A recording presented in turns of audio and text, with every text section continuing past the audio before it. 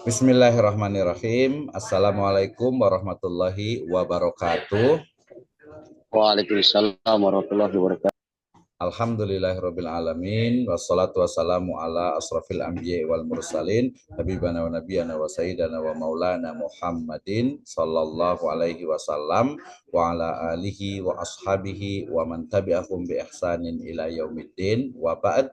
Qala Allah ta'ala fi kitabihil karim a'udzu billahi minasyaitonir rajim bismillahirrahmanirrahim wal 'asr innal insana lafi khusr illal ladzina amanu wa amilus solihat wa tawasaw bil haqqi wa tawasaw bis sabr. Wa qala Rasulullah sallallahu alaihi wasallam talabul ilmi faridatun ala kulli muslim. Amma ba'd fa inna asdaqal hadits kitabullah wa khairal huda hudan nabiyyu sallallahu alaihi wasallam.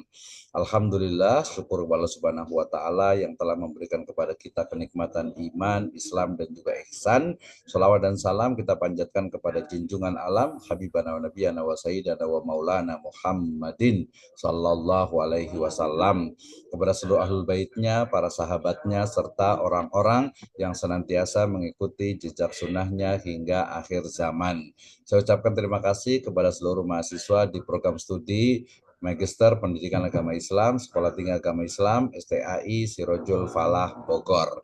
Selamat datang juga di mata kuliah Inovasi dan Desain Pembelajaran.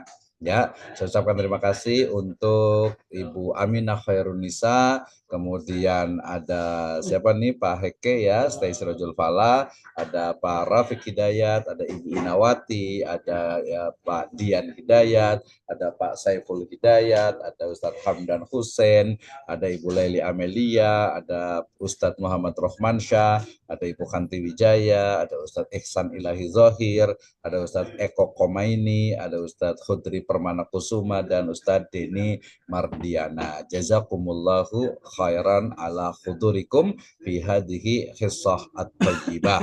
Baik, kita lanjutkan di materi atau di subjek di mata kuliah Inovasi dan Desain Pembelajaran Pendidikan Agama Islam. Ya, kemarin kita sudah belajar tentang ruang lingkup dari desain pembelajaran. Ya, kita mengenal kemarin itu ada 4 istilah minimal. Yang pertama adalah desain pembelajaran, kemudian pendekatan pembelajaran, kemudian metode pembelajaran, ya, sampai kepada model pembelajaran. Saya rasa ini juga kemarin sudah dipahami ya, tapi untuk review ya, murojaah bolehlah saya tanya-tanya dulu ya. Jadi ada yang disebut dengan desain pembelajaran ya, jadi dia keseluruhan dari perencanaan dari pembelajaran yang akan dilakukan ya, jadi lebih ke perencanaan nanti sampai kepada pengoptimalan optimalisasi dari sumber daya yang ada, kemudian pilihan metode yang digunakan, kemudian pendekatannya sampai kepada model pembelajaran yang memang dilaksanakan dalam proses tersebut ya. Jadi ada 4 itu, dan saya rasa ya salah satu dari tujuan pembelajaran itu kan adalah mahasiswa ya, termasuk siswa dan mahasiswa itu bukan hanya memahami ya. Misalnya kalau kita mengambil teorinya Bloom itu kan bukan hanya mendengarkan, bukan hanya mengulang, bukan hanya istilahnya itu mengikuti, tapi mulai bisa juga mendeskripsikan. Nah, ini harusnya kita berada di level mendeskripsikan nih, di mana harus memahami keempat istilah tersebut. Nah, kalau sudah paham keempat istilah tersebut, maka berikutnya kemudian how to develop, ya, bagaimana mengembangkan dari desain pembelajaran yang ada. Tidak mungkin kita akan mengembangkan desain pembelajaran kalau kita itu atau berinovasi ya, berinovasi dengan desain pembelajaran kalau kita belum paham ya tentang bagaimana proses pembelajaran tersebut. Nah, hari ini saya sebenarnya secara spesifik karena prodi kita ini adalah pendidikan agama Islam, so saya ingin bicara tentang bagaimana sebenarnya desain pembelajaran berbasis misalnya sirah nabawiyah, kemudian juga berbasis kepada sumber-sumber wahyu yang ada di dalam Al-Quran. Nah, itu juga bagian dari desain pembelajaran. Dan perlu diingat ya bahwa yang namanya belajar itu adalah melatih ya, melatih peserta didik, siswa, mahasiswa ya untuk mampu tadi mulai dari mungkin mengulang kembali ya, mengikuti ya. Makanya kita ingat tuh bahwa wahyu pertama yang turun kepada Nabi Muhammad SAW itu adalah apa? A'udzubillahi minasyaitonirrajim. Bismillahirrahmanirrahim. Iqra, ya, bismi rabbikal ladzi khalaq. Iqra di situ sebenarnya itu bukan hanya membaca, bahkan memang faktanya itu bukan membaca, maksudnya itu konteks dari asbabun nuzulnya itu kan di Gua Hiro, kemudian di sana itu apa, tidak ada tulisan, tidak ada teks, bagaimana mau Iqra, bagaimana mau Yaqra, bagaimana mau Naqra gitu ya, bagaimana mau membaca. Makanya Nabi SAW langsung memberitahu bahwa ma ana biqari, saya nggak bisa baca gitu ya. Sehingga kemudian kalau kita korelasikan dengan teori belum tadi itu berarti ya mungkin ittabi atau mengikuti. Nah, ini adalah level yang paling dasar dari sebuah proses pembelajaran. Ya, jadi kalau saya mengatakan desain pembelajaran adalah perencanaan pembelajaran yang disusun secara sistematis dengan mempertimbangkan sumber daya yang ada, pilihan pendekatan, kemudian pembangunan atau membentuk memilih satu model hingga kepada pelaksanaan metode pembelajaran tersebut. Nah, ketika mahasiswa itu mampu mengulang itu, ya maka itu baru level dasar. Nah, level berikutnya dari proses pembelajaran itu adalah apa? Adalah mampu mendeskripsikan, ya, to describe dari materi yang kita pelajari. Nah, saya ingin tanya-tanya juga nih, ya. Oke, terima kasih, selamat datang juga untuk Ustazah Siti Nopiah dan juga Ustazah Nurjana. Ya, terima kasih sudah hadir, dan juga ada Bu Parti Fadilawati Suryani, terima kasih juga sudah hadir. Jadi hari ini saya ingin belajar, hari ini kita akan sama-sama belajar, bukan hanya mendengarkan dari saya, tetapi justru saya ingin semuanya mampu untuk memiliki learning experience, ya. Learning experience itu adalah pengalaman mengajar.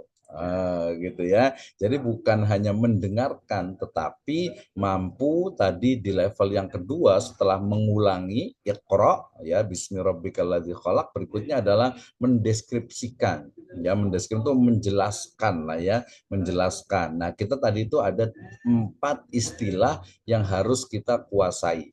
Ya, yang pertama adalah desain pembelajaran, yang kedua adalah pendekatan pembelajaran, yang ketiga adalah model pembelajaran, sampai kepada metode pembelajaran. Ahlan, terima kasih, selamat datang Wilujeng Sumping untuk Ustadz Abdul Syukur Qurtubi. Ya. Assalamualaikum Pak Dokter. Assalamualaikum warahmatullahi wabarakatuh. Ya, Terima kasih, Pak. Punten ya Siap, Pak Dokter. Sambil lanjut. menyimak ya Pak Dokter ya. Ya, siap, silakan. Sambil menyimak sambil di perjalanan pulang ini. Ya, terima Apa? kasih Dokter. Ya, oke, terima kasih. Ya, kita lanjut. Jadi ada 4 istilah yang harus dikuasai sebelum kita berbicara tentang pengembangan dari pembelajaran. Pembelajaran sendiri adalah proses belajar lah, simpelnya seperti itu, tidak ribet ya, tidak susah. Baik, kita mulai dari yang disebut dengan desain pembelajaran, kita sudah bahas. Kemudian tadi ketiganya juga nanti sebenarnya dibahas juga tentang metode pembelajaran, pendekatan pembelajaran, sampai kepada model pembelajaran. Nah, saya rasa itu sudah dibahas tuh pada pertemuan yang lalu. Nah, saya ingin tahu nih, coba sekarang saya mau sambil sambil nanti saya jelaskan, boleh nanti ada yang mau menjawab nih dari keempat istilah tersebut.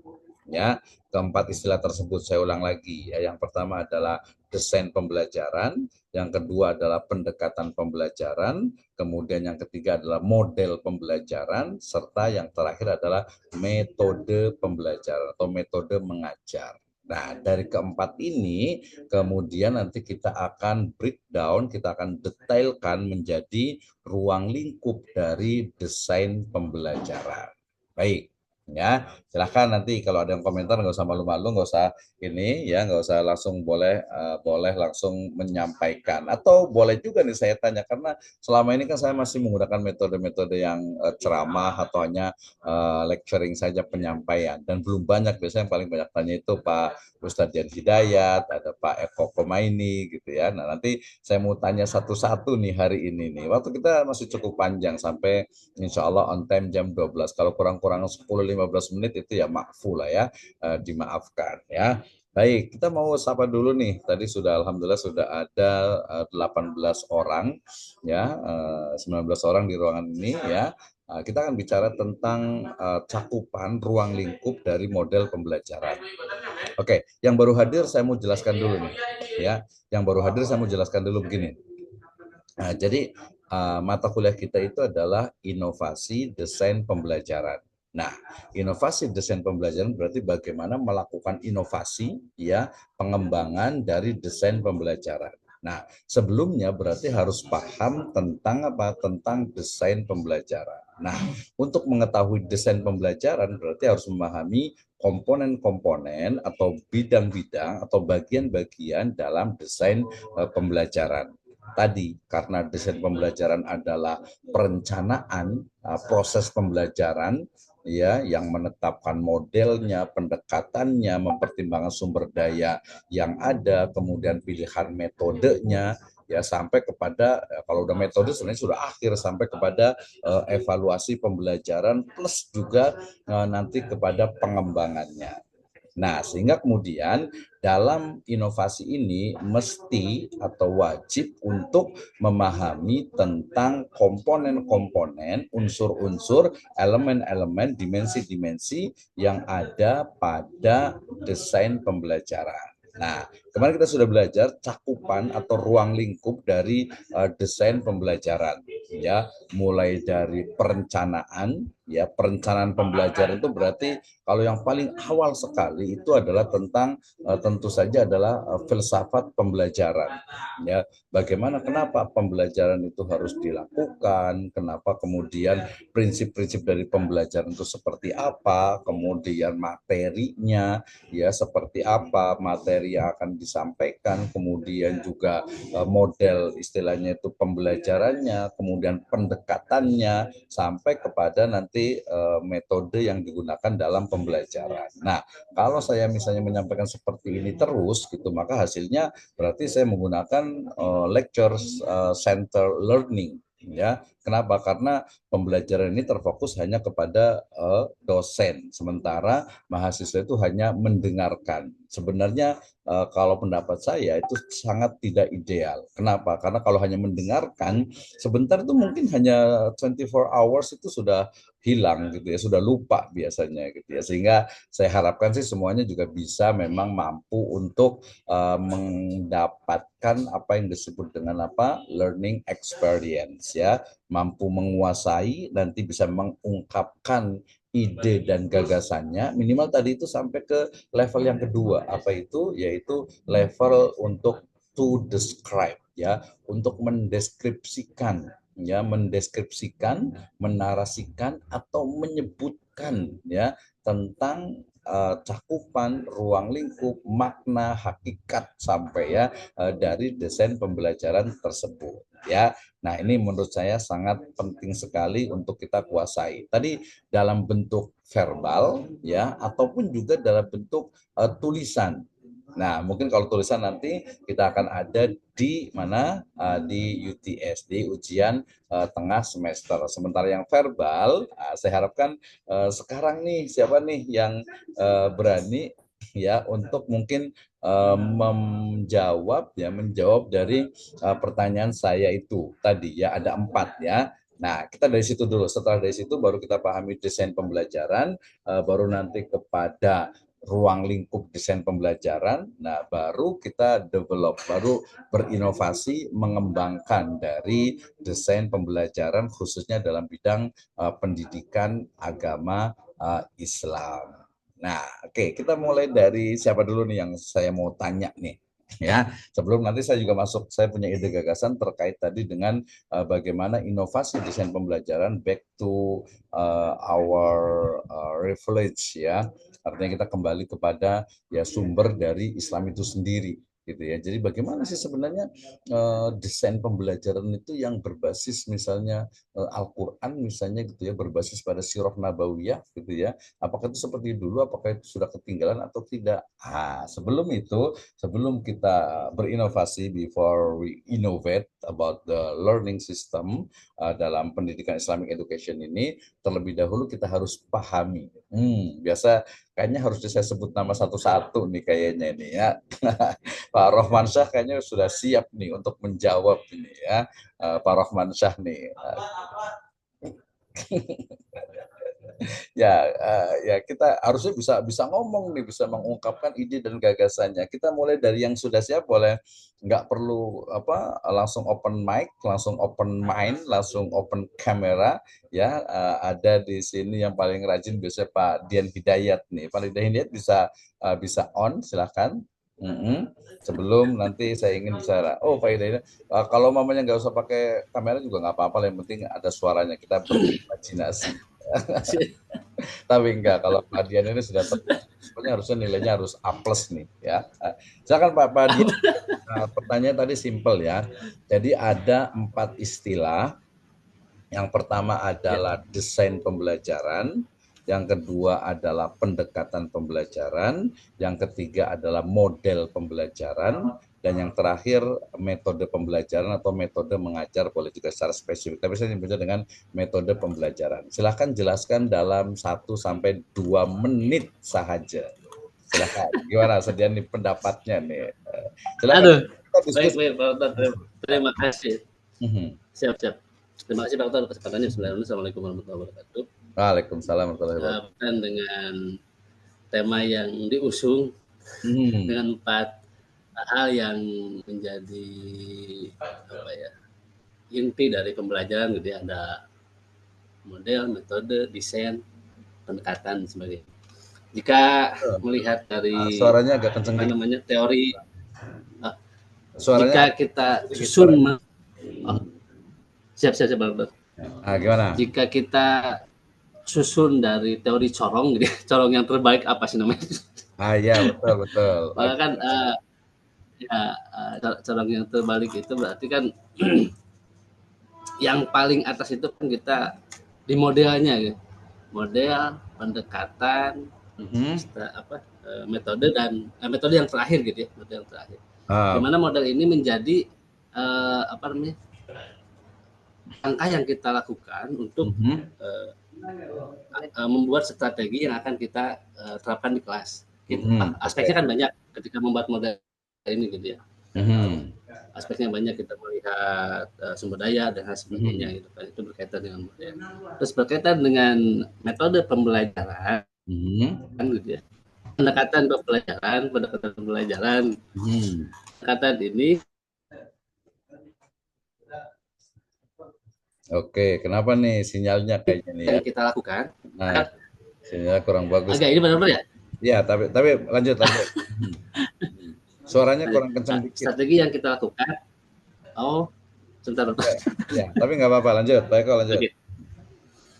Strategi yang digunakan guru, gitu kan, untuk membantu siswa dalam memahami materi yang diajarkan pada saat itu. Gitu ya. Nah, terus untuk yang model pembelajaran,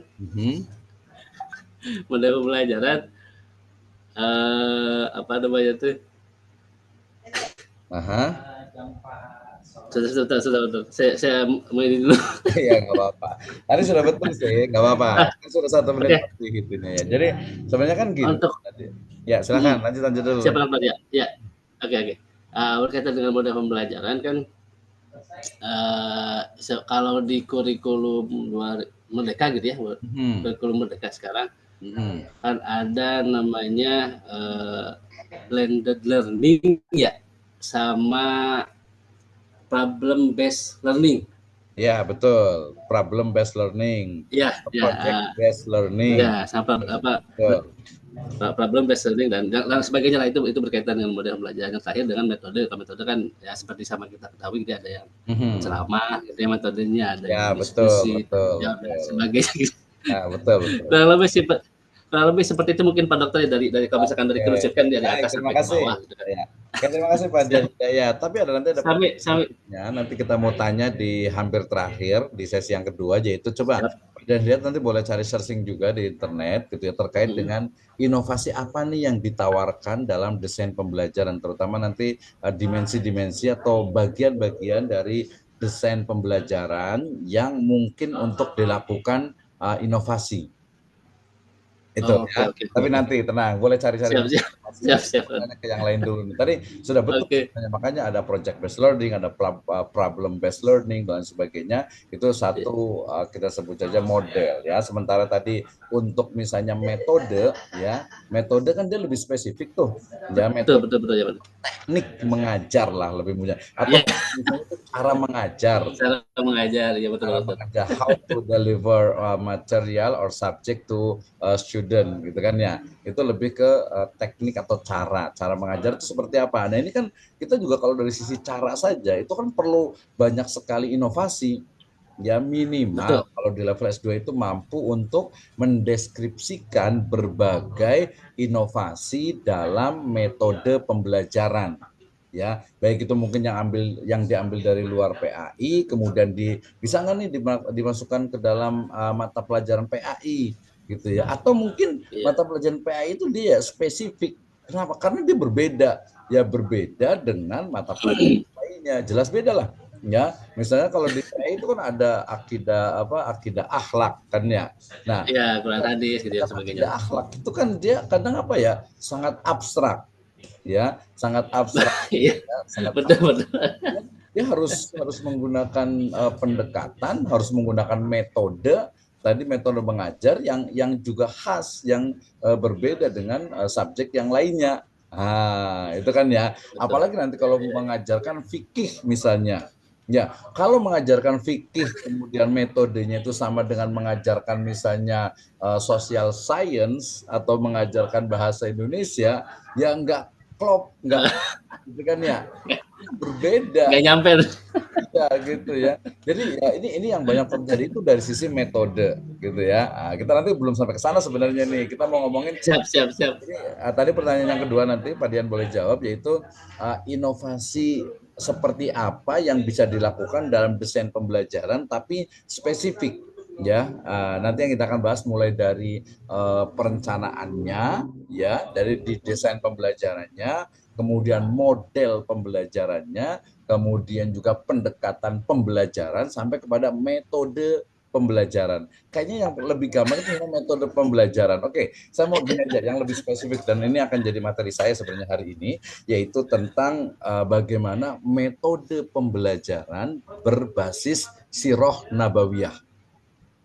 Oke, boleh cari tuh jurnalnya, nanti boleh jelaskan. Yang lain juga sama nih. Siap, siap. Jadi metode Oke, siap. pasti Sirah Nabawiyah. Kita belum bicara tentang materi juga nih ya. Kemarin kita bahas tentang materi kan. Jadi materi yang cocok untuk misalnya SD, SMP, SMA, ya, MI, MTS, Aliyah, itu apa sih? Apakah mereka harus sudah diajarkan misalnya fikih jinayah gitu misalnya gitu ya. Dan faktanya memang diajarkan juga di SMA.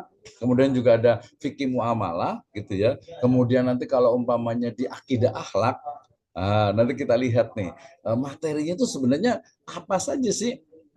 Nah, menjadi hal yang sangat menarik sekali, termasuk juga nanti dari sisi misalnya sejarah kebudayaan Islam. Ya, di sejarah kebudayaan Islam itu ini ke materi ya. Tadi ngomongin tentang materinya ya. Jadi materinya itu kayak gimana sih? Gitu ya, seperti apa ya materinya plus cara menyampaikan. Ya, cara menyampaikan, kita bayangkan misalnya begini. Misalnya ini nanti masuk ke media sebenarnya ya, tapi media plus konten ya, plus materi. Misalnya anak-anak sekarang itu suka dengan apa nih? Gitu ya, suka dengan apa? Gitu ya. Oh, anak-anak itu suka dengan video pendek, suka real video, mereka suka TikTok, mereka suka juga game, ya paling banyak kan game gitu ya. Saya dulu pernah di semester ini atau di semester yang lalu ya, saya pernah membahas bagaimana merumuskan atau mendesain game online berbasis hadis nabawi. Yang kemarin itu yang ikhfadillah yahfadka, ikhfadillah tajidhu tujahaka, idza sa'alta fas'alillah wa idza sta'anta fasta'in billah wa'lam, dan seterusnya itu coba didesain menjadi sebuah game yang anak-anak itu suka gitu kan ya. Nah itu bagian dari inovasi baru dari sisi materinya, belum ke metode pembelajarannya, belum ke pendekatan pembelajarannya, apalagi mengkonstruk dari model pembelajaran. Oke, coba cari dulu tadi ya, metode pembelajaran berbasis Sirah Nabawiyah. Di laptop itu boleh bebas, mau pakai tanya ChatGPT juga boleh. Ya, yang penting mampu untuk mengungkapkan ide dan gagasannya.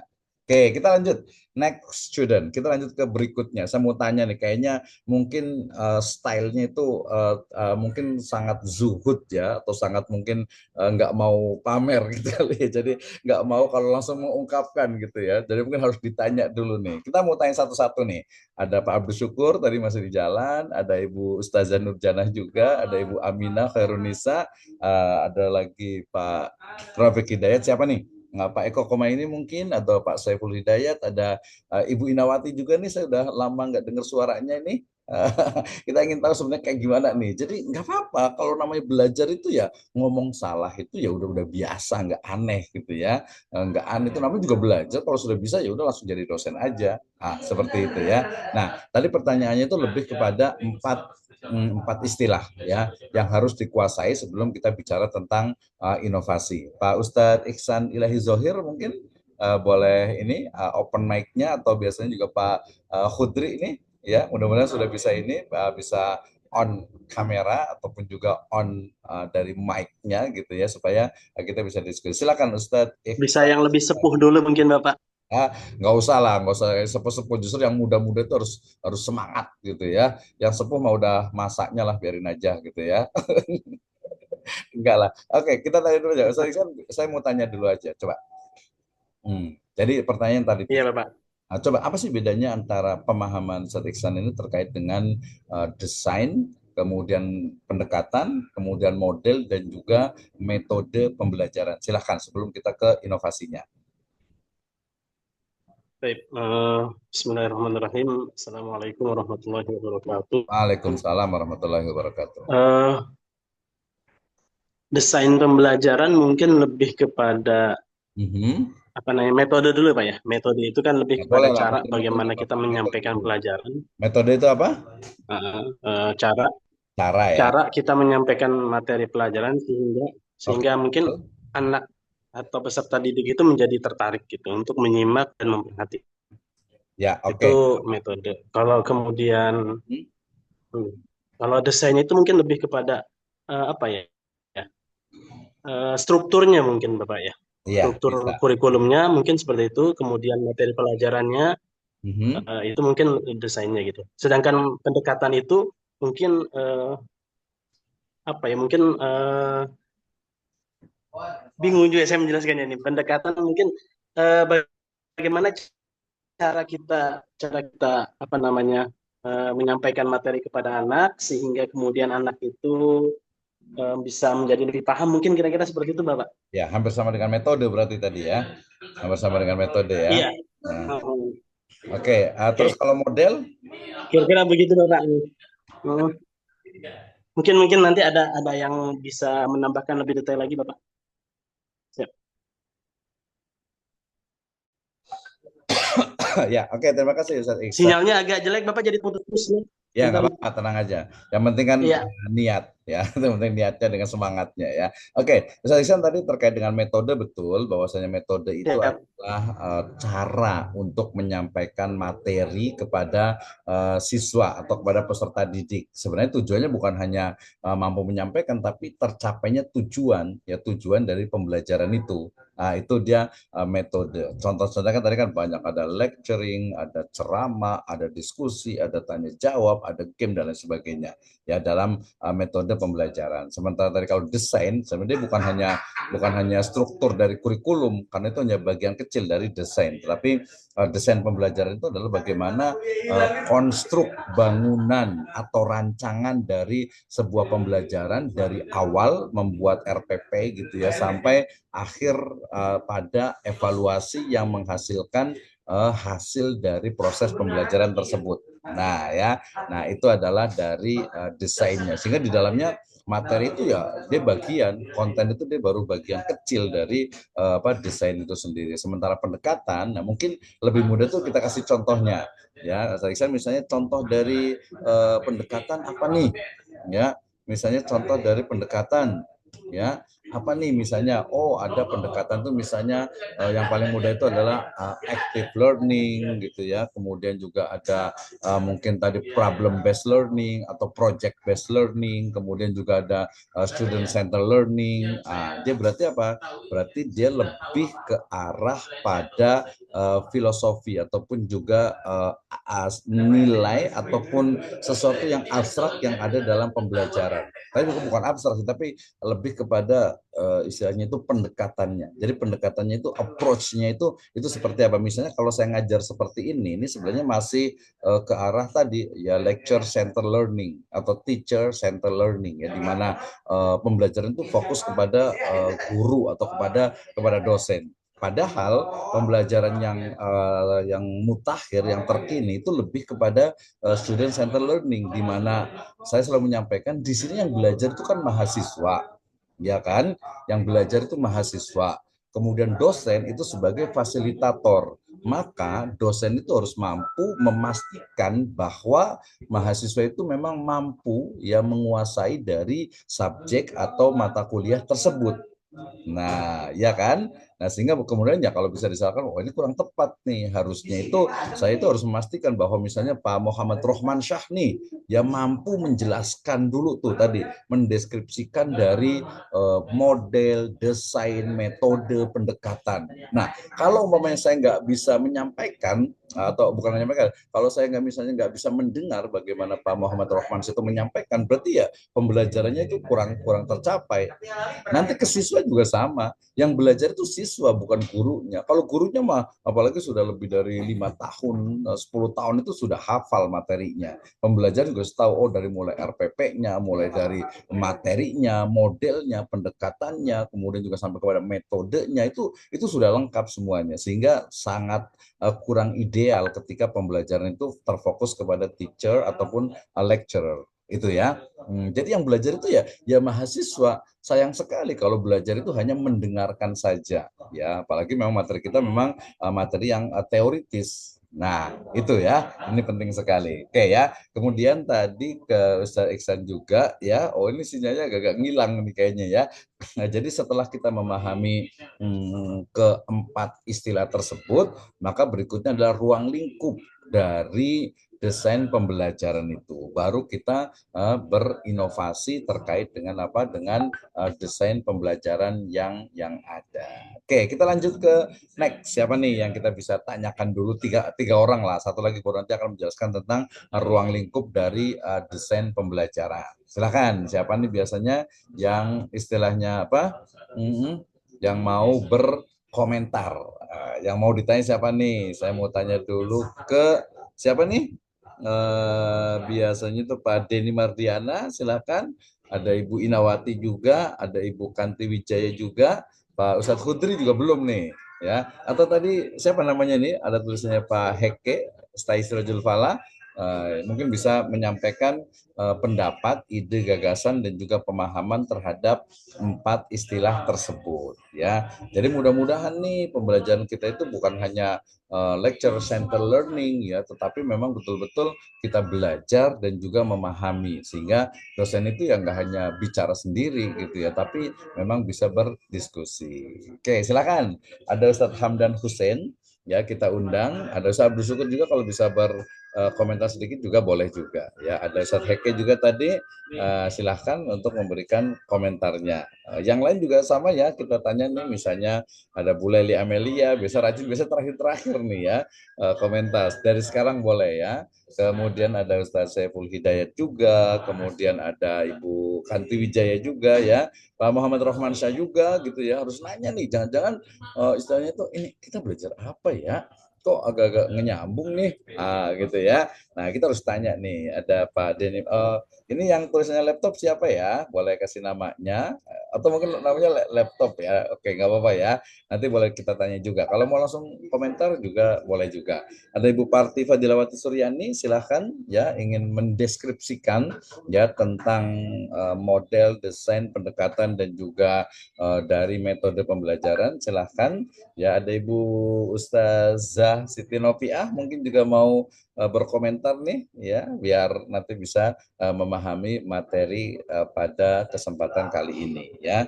Ada Ibu Siti Asiah juga, terima kasih ya sudah hadir. Jadi hari ini kita bicara tentang inovasi dan desain pembelajaran PAI ya. Tadi yang ke Pak Dian Hidayat yang berbasis Sirah Nabawiyah dan juga berbasis kepada istilahnya itu nilai-nilai dan juga dari dalam Al-Quran, di hadis, di pendapat para ulama, di peradaban Islam ya.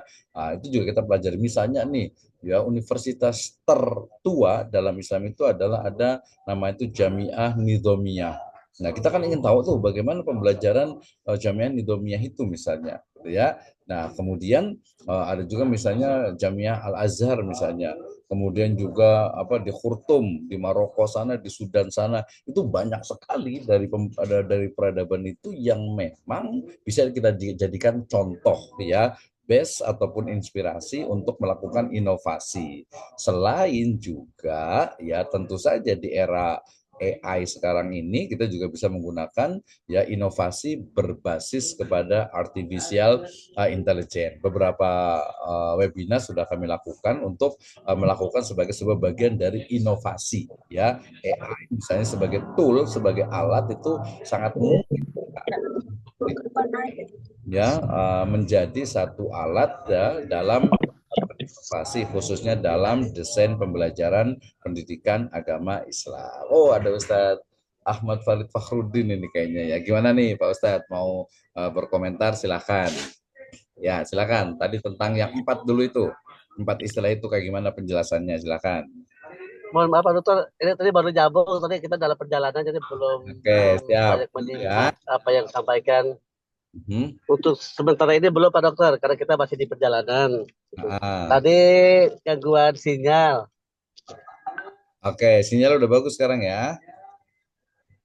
Udah bagus, tapi kita belum mendengarkan materi yang sebelumnya, jadi kita belum paham tentang apa yang disampaikan dulu untuk sementara ini Pak Dokter. Ya, oke, nggak apa-apa. Nanti kalau sudah ini Kita masih di dalam perjalanan Pak Dokter. ya, siap, lanjut. Baik, kita lanjutkan. Terima kasih ya Pak Ustadz Farid Fahrudin. Kemudian tadi yang lain ada Pak Abdul Syukur juga, tadi kayaknya masih dalam perjalanan juga nih. Atau mungkin kalau sudah sampai kita bisa memberikan ide dan gagasannya. Bu Ustazah Bu Nurjana boleh juga nanti kalau mau berkomentar. Jadi materi kita terkait dengan urutannya tadi dari mulai desain pembelajaran, kemudian memahami tentang perbedaannya dengan model dan juga pendekatan. Setelah itu baru ruang lingkup dari desain pembelajaran sampai kepada inovasi ya desain pembelajaran tersebut. Nah, kebetulan hari ini kita bicara tentang inovasinya itu adalah dalam bentuk kembali dulu nih ke tingkat yang paling bukan tingkat paling dasar, kembali dulu kepada sumber yang utama dulu nih dalam Islam. Silakan Ibu Leli nih kayaknya mau. Nah, silakan Leli. Ya, terima kasih Pak Dokter.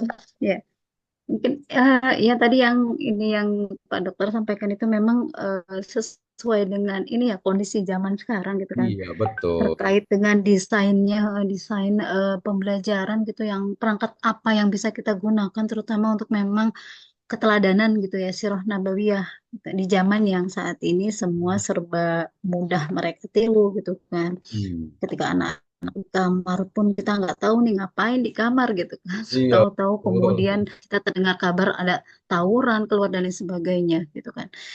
Nah, memang tadi kayaknya saya juga dengar Pak Dokter sudah mulai menggunakan kayak media manipulatif ya atau media-media video gitu, short video itu kan juga bisa menarik ya Pak Dokter ya ketika kita gunakan iya karena mereka sekarang sudah di zona tersebut gitu kan. Mereka buka TikTok, mereka buka IG, mereka buka apa yang lain-lainnya gitu kan. Nah, barangkali memang itu juga bisa Pak Dokter kita gunakan gitu kan ketika apa dalam media pembelajaran gitu kan ya.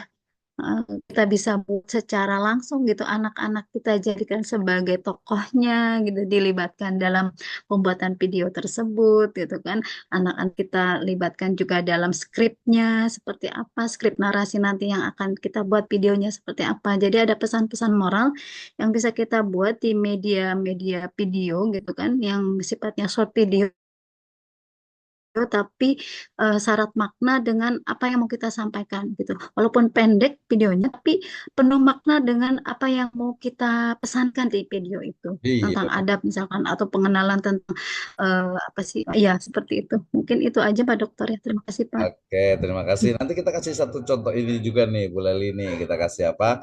Semacam coba kalau ada buka HP, buka laptop boleh tadi buka tentang metode pembelajaran berbasis Sirah Nabawiyah ya. Itu nanti coba di sana nanti saya tanya mungkin di terakhir nanti ya. Nah, kemudian yang berikutnya tadi sebenarnya yang disebutkan Bu Leli itu sebenarnya lebih ke arah memang ke metode dan media gitu ya, metode dan media. Nah, penggunaan media sendiri tadi kan dia tool ya, sehingga ya sangat mungkin sekali untuk menggunakan begitu banyak media yang dilakukan. Nah, media yang digunakan kemudian juga model ataupun pendekatan yang dipilih itu sebenarnya juga dipertimbangkan. Dalam artian begini tadi, misalnya teknisnya ya, misalnya kita menggunakan TikTok misalnya sebagai sumber tadi walaupun 1 menit kalau sampai berpuluh-puluh materi itu kan akan sangat banyak. Nah, maksud saya itu adalah dari sisi ini, dari sisi istilahnya itu nanti yang buat video TikTok misalnya itu ya, itu bukan hanya guru gitu ya, tapi justru malah siswa yang membuat. Nah, nanti akan menemukan lagi, oh ini berarti memang modelnya atau lebih tepatnya pendekatannya itu adalah apa? Student center learning ya, di mana siswa yang melibatkan diri dalam pembelajaran.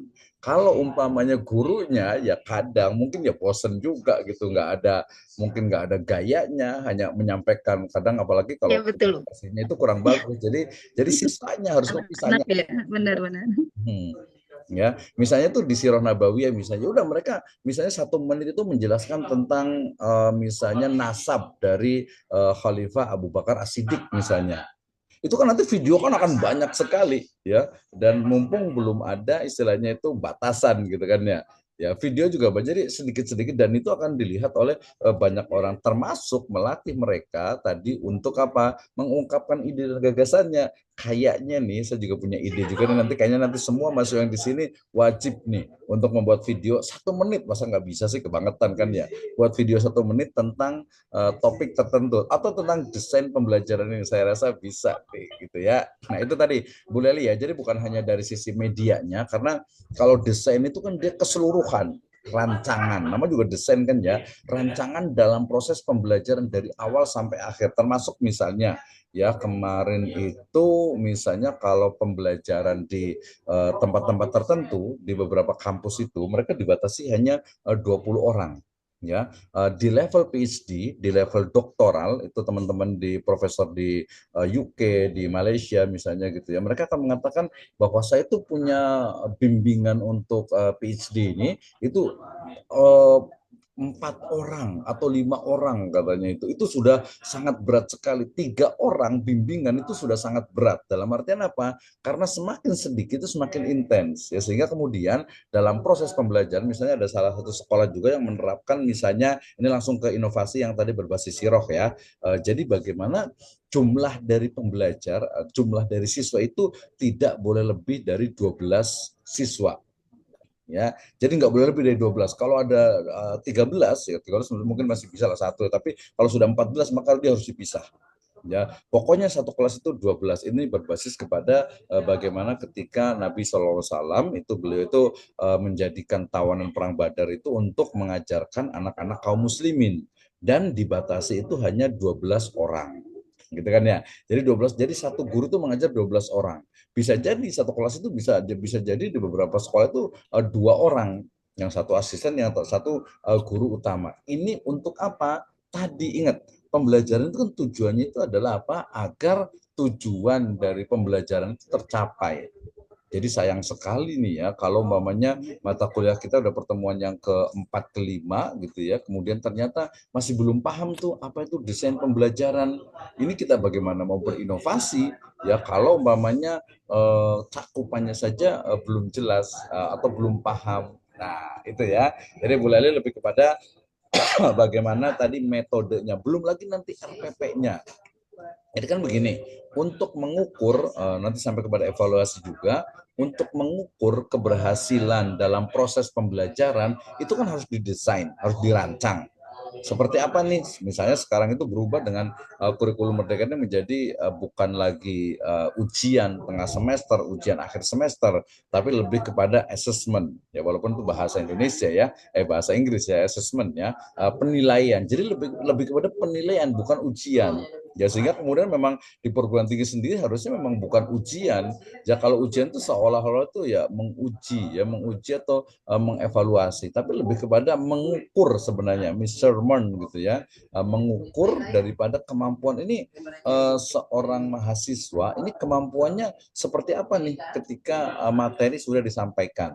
Gitu kan ya. Nah, berarti asesmen awal, asesmen tengah semester ataupun asesmen di akhir semester, apalagi nanti kalau kita kan berbasis project based learning gitu kan ya, itu sebenarnya satu metode, kalau ini lebih kepada pendekatan sebenarnya itu ya, ataupun model dari pembelajaran itu agar tujuan dari pembelajaran itu bisa tercapai. Nah, seperti itu. Ya, jadi tujuannya itu tadi kalau kita teknik itu bukan hanya agar istilahnya itu siswa senang, agar siswa itu dia perhatian, betul. Itu baru di tahap awal. Tahap berikutnya bukan itu tujuannya ya. Pertama misalnya menggunakan teknik misalnya menggunakan game misalnya gitu ya, atau menggunakan misalnya diskusi ringan gitu, atau mungkin presentasi misalnya. Yang paling banyak sekarang yang sudah mulai banyak itu di MTSJL itu presentasi. Nah, presentasi itu juga harus diukur ya, dievaluasi bagaimana presentasinya ya, termasuk nanti penggunaan untuk medianya, kemudian dalam menyampaikan itu kan learning experience. Jadi ada pengalaman ya, belum lagi nanti kalau yang misalnya kalau ke ranah di teori pembelajaran itu udah sampai ke psikomotorik misalnya. Jadi dia harus bisa to do ya, bisa melakukan ya, bisa mempraktikkan, bisa mengimplementasikan.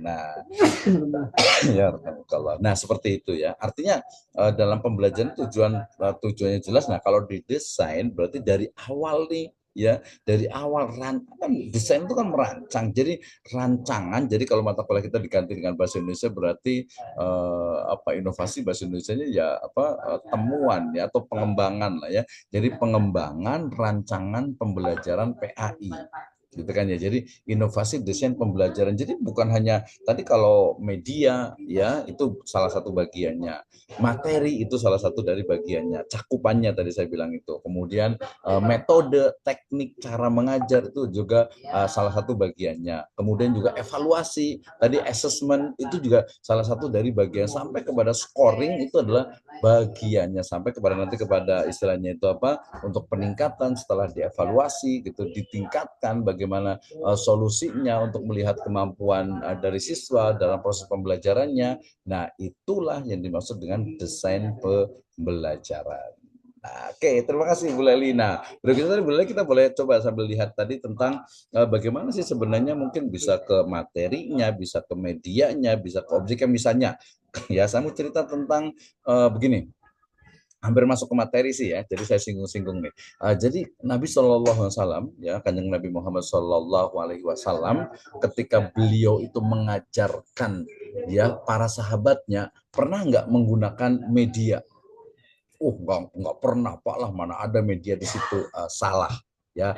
Definisi media, namanya juga media gitu ya bahasa Arabnya itu ya. Media itu adalah sesuatu ataupun alat ataupun benda ya, ataupun subjek gitu ya, yang menjadi perantara ya antara sebelumnya ke yang berikutnya. Itu adalah media. Sehingga ketika Nabi Shallallahu Alaihi Wasallam itu menggunakan satu ranting, kemudian membuat sebuah garis dan membuat garis lurus, hadza siratul mustaqim, ya, kemudian membuat garis-garis yang hanya dengan ranting itu sudah sangat clear, sangat jelas. Kanjeng Nabi Muhammad SAW itu menggunakan media dalam pembelajarannya. Dan ini kalau menurut saya yang harus terus digali di program studi pendidikan agama Islam. Nah, kan sangat jelas sekali. Oke, tadi sudah ada Pak Dian Hidayat, kemudian ada Pak Iksan Ilahi Zohir, kemudian juga ada Ibu Leli Emily. Saya bilang kan tadi 3, saya rasa sampling, walaupun ini adalah accident sampling gitu ya, artinya sampel contoh yang karena mungkin nggak terpaksa sih, tapi karena ditanya ya. Jadi kalau ada yang mau bertanya lagi atau ada yang mau diskusi, ada yang mau menyampaikan, saya persilakan sebelum nanti saya mau masuk ke dalam ide dan gagasan saya terkait dengan how to innovate ya Islamic education system, bagaimana inovasi dalam desain pembelajaran khususnya dalam subjek atau mata pelajaran pendidikan agama Islam. Silakan, saya kasih waktu dalam 2-3 menit nih kalau ada yang mau bertanya. Ada yang mau nanya nggak nih? Krik, krik, Iya, krik. mau nanya Pak Arifin. Oh, Bu Aminah mau berkomentar, silakan. Baik, Pak. Jadi dengan tadi yang disampaikan sebelumnya dan teman-teman, saya jadi terpikir ini Pak, dan yang mungkin saya rasakan juga. Ya, silakan. Jadi mungkin pola pembelajaran yang sejauh ini kita rasakan dan diterapkan itu kan modelnya itu misalkan pelajaran bahasa Arab atau matematika atau apapun itu. Jadi hari ini pelajarannya materinya ini tentang apa? Judulnya ini gitu kan? Oke, Judulnya boleh A. spesifik Bu Kemudian Aminah, mungkin karena kita di PAI, kita kasih contohnya itu adalah mata pelajaran PAI, silakan. baik misalkan mata pelajaran PAI gitu Pak. Nah, misalkan hari ini pelajaran PAI bab 1. Nah, kemudian di bab keduanya itu dipelajari lagi baru minggu depan. Jadi sistem pelajaran yang saat ini itu kan dia sistemnya sedikit-sedikit terus loncat-loncat dan tiap minggu jadi kayak satu buku kan baru diselesaikan dalam satu semester seperti itu. Nah, itu kalau yang mungkin saya rasakan gitu kan, jadi siswa itu dan mungkin saya pribadi juga itu kurang efektif gitu. Jadi kita itu mencernanya itu kan jadi sepotong-sepotong dan ketika kita mulai lagi di pertemuan berikutnya, otomatis kan potongan yang lalu itu kita nggak ingat seperti itu Pak. Sedangkan kalau misalkan sistemnya di pesantren atau mungkin eh, pembelajaran apa ulama-ulama itu kan sistemnya mereka belajar itu sesuai dengan babnya, satu bab selesai seperti itu. Seperti kita mengkaji kitab kan seperti itu, Pak. Begitu, Pak. Betul tidak, Pak?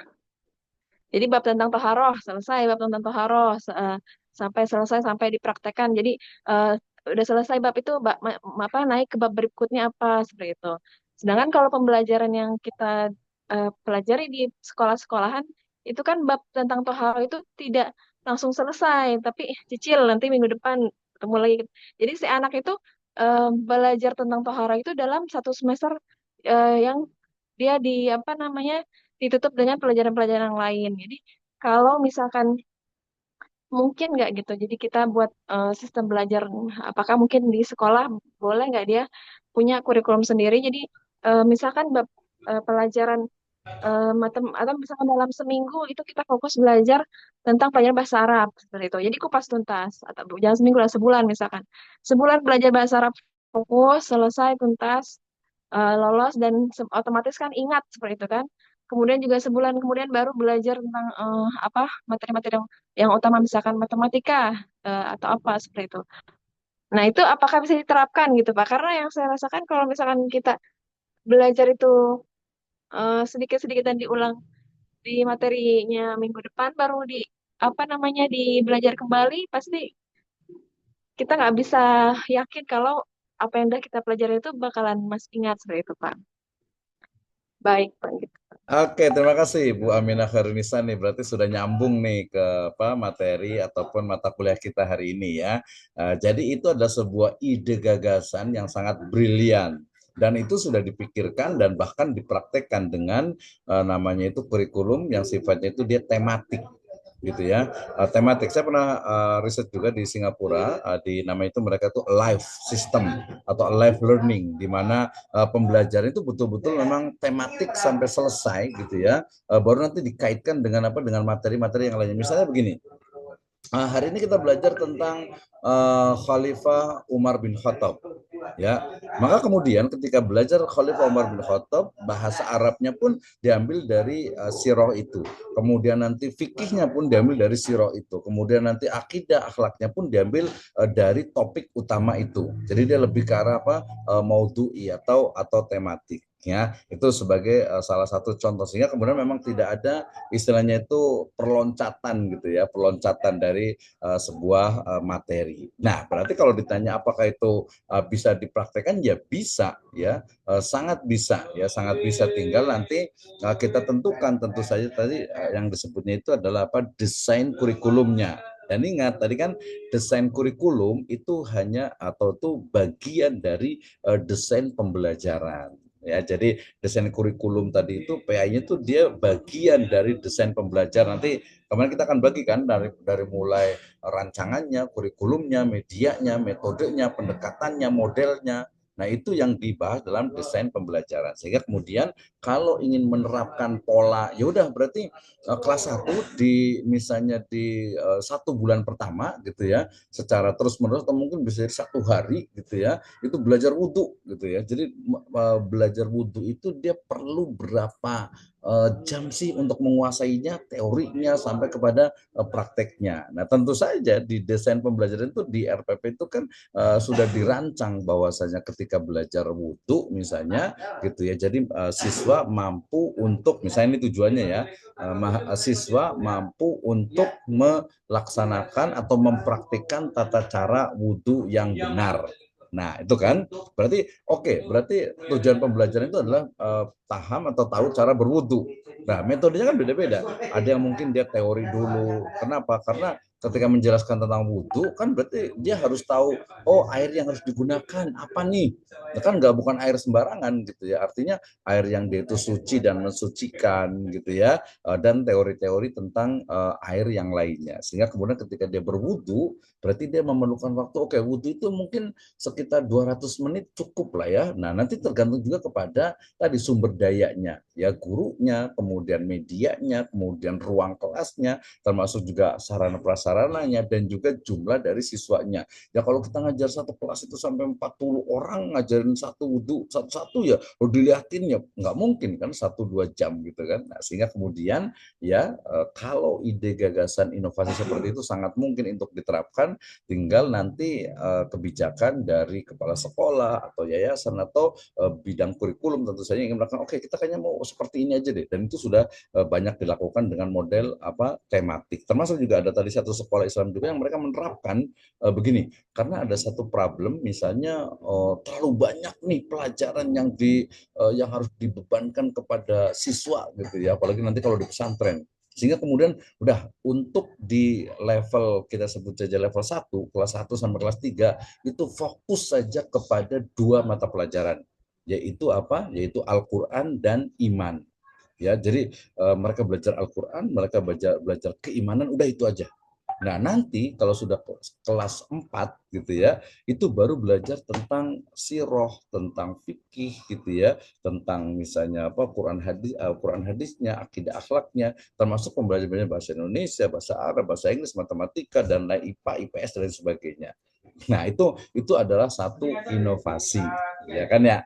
Nah, inovasi ini justru yang penting kalau menurut saya, artinya ya harus ada gagasan ide-ide yang baru. Kenapa? Tapi ya inovasi itu memang tadi berdasarkan kepada permasalahan. Jadi makanya tadi saya katakan Ibu itu sudah sangat bagus sekali gitu ya. Kenapa? Karena terkait dengan apa? Terkait dengan masalahnya adalah ini. Masalahnya itu jangan sampai asuk-asukan gitu ya. Jangan sampai ini materi ini nanti udah lupa lagi gitu kan. Karena kan itu kan karena memang sekarang ini misalnya 1 hari siswa itu diberikan misalnya 1, 2, 3, 4, 5 ya 5 mata pelajaran misalnya, atau 4 gitu ya, 4 sampai 5 mata pelajaran ya. 5 itu udah banyak banget gitu ya. 4 mata pelajaran sehari. Itu kenapa? Karena mereka punya tujuan, oke kelas 1 ini harus bisa ini, harus bisa ini, harus bisa ini. Nah, akhirnya kemudian yang dibebani itu adalah siswa. Sehingga kalau ada inovasi, ada ide, ada gagasan, ya udah kelas 1 berarti udah fokus ke ini aja deh. Ya fokus ke misalnya itu ke ke baca Al-Quran, tajwidnya aja dulu dibenerin dulu gitu, sambil nanti hafalan. Nah, tapi kan kemudian gini, kan di PAI itu anak itu yang kemarin saya katakan itu ya, selain dia harus bisa baca Al-Quran, dia juga harus mulai bisa berwudu. Kenapa? Karena nanti di usia 7 tahun udah harus disuruh untuk sholat. Nah, sholat itu kan berarti dia harus tahu cara wudhunya, cara bersih-bersihnya, istinjanya, ya mungkin istimarnya gitu ya, dan yang lainnya. Atau pokoknya bersih-bersih lah badan biar suci gitu ya. Nah, itu kan harus diajarkan. Tapi mereka juga harus belajar juga, misalnya harus belajar juga nih tentang sirah nih biar tahu. Tapi itu adalah tadi kebijakan dari bidang kurikulum. Ya, nah sehingga kemudian ide itu mestinya memang dituangkan. Tapi saya yakin tadi idenya itu sudah cukup baik. Tadi salah satunya di sekolah yang ada di Depok, ada cabangnya juga di beberapa kota besar itu yang memang kelas 1 sampai 3 ya udah Al-Quran dengan iman saja, fokus ke situ aja gitu ya. Nanti baru ditambahkan di kelas-kelas berikutnya karena memang dia tematik. Ya kalau sholat nanti dia mungkin masuk ke dalam ya namanya wudhu, sholat dia masuk ke dalam satu ekstrakurikuler yang memang ya harus sudah bisa gitu ya. Jadi tidak masuk di kelas misalnya gitu. Atau nanti mungkin secara teorinya di kelas-kelas berikutnya untuk membenarkan. Nah, seperti itu Ibu. Terima kasih banyak, sangat luar biasa sekali ini ya. Oke, terima kasih Bu Aminah ya. Jadi nanti itu nanti kayaknya bisa dijadikan untuk asesmen akhir kita nih. Ya orang masih kita pakai ujian akhir semester ya. Karena nanti masih ingat ya di challenge kita ini challenge untuk untuk UTS ya asesmen tengah semester ini adalah menyusun dari laporan observasi tentang desain pembelajaran yang ada di sekolah ya. Setelah itu di akhir nanti ada nilai inovasi yang ada dan dituliskan dalam sebuah artikel ya, terutama nanti artikel jurnalnya ya, mirip-mirip dengan artikel jurnal seperti itu ya. Kemudian nanti mungkin tadi ada challenge juga untuk membuat video terkait dengan penjelasan tentang mata kuliah ini dalam 1 menit saja ya. Ada yang mau komentar nih kayaknya ya. Oke, ada yang mau bertanya lagi? Saya persilahkan. Ustadz Ahmad Kosasi gimana kabarnya nih? Saya ketukar Ustadz Ahmad Kosasi, ada Ustadz Endang Kosasi, gitu ya. Saya agak lupa. Jadi, ya, alhamdulillah Ustadz. Ya, gimana Ustadz Ahmad Kosasi ini? Alhamdulillah Ustadz. Ya, alhamdulillah. Mungkin Sehat. Alhamdulillah sehat. Dua ada ya, saya kasih pilihan. Ada materi. Ada yang bertanya tadi. Oh, mau nanya, silahkan. Nanya dulu Ustadz. Nanya dulu. Silakan. Nanya dulu. Terkait dengan tadi yang disampaikan oleh Ibu Aminah ya, terkait mendesain, kan, mendesain pembelajaran. Mungkin ini secara pengalaman kami juga ya. Tak kala kita sudah mendesain untuk pembelajaran 1 bulan lah katanya, 1 bulan kita desain pelajaran tersebut. Nah ternyata memang di sini ada suatu hal yang memang kita itu kebingungan Ustadz. Kebingungannya kenapa? Karena materi yang kita sampaikan terkadang belum sampai kena anak, gitu ya, belum bisa diterima oleh anak. Kan kita ini dikejar oleh materi berikutnya, gitu kan? Karena kan mereka pada saat asesmen itu kan mereka itu akan mengikuti 1 KKM lah, ya 1 KKM. Nah makanya mau nggak mau nih tadi menurut Bu Aminah tadi benar tuh, ada suatu materi yang belum sampai harus loncat lagi ke materi yang lain. Sementara ini belum sampai nih. Itu di pembelajaran PAI seperti itu juga kan. Ini belum sampai, belum tuntas. Tapi karena ini dikejar oleh materi yang memang 1 bulan ini mungkin materinya harus sampai sekian bahasan, maka mau nggak mau dituntas tidak tuntas, akhirnya kita harus loncat ke materi berikutnya. Inilah yang menurut saya mendesain ini agak sulit, karena memang harus dikejar oleh tadi target yang harus dicapai oleh kurikulum gitu kan. Karena tak kala kita di semester itu, soal itu kan bukan kita yang buat, Ustaz.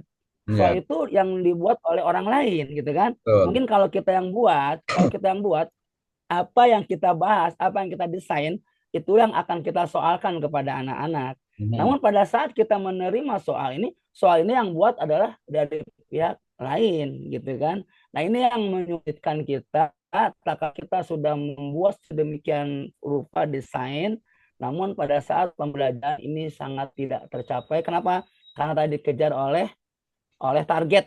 Lain dengan pesantren tadi kata Bu Aminah, pesantren enak kan, kalau pesantren ini belum beres, ayo terus dia kalau belum beres ya kan, sampai dia beres seperti itu. Kalau kita di pendidikan formal sulit. Kenapa? Karena tadi ada target-target yang harus dikejar oleh kurikulum. Nah, bagaimana menyikapi hal ini, Ustadz? Bagaimana menyikapi hal ini? Satu sisi kita ingin mendesain pembelajaran itu sampai tuntas. Artinya anaknya sampai paham lah. Contoh tadi bab wudhu, sampai anaknya wudhunya benar, kemudian menggunakan air tidak boros, kemudian yang batal-batal wudhu seperti apa. Itu seperti itu pengennya kita. Namun tadi apa? Ada target yang harus capai, harus kita kejar lagi yang lain. Karena apa? Kalau ini nggak kekejar, maka kita akan terlambat. Maka nanti pada saat ulangan, asesmen, itu kita akan kebanyakan anak-anak belum merasa dipelajari. Pak, ini belum pelajari, Pak. Nah, padahal kita ini bingung tak kala mau ngejar target tersebut. Nah, bagaimana Ustadz nih menghadapi hal seperti ini? Satu sisi kita ingin mendesain pembelajaran itu agar tercapai, satu sisi itu pun ada target yang harus dicapai oleh pihak sekolah. Lanjut, makasih ada ya. Enggak. Assalamualaikum.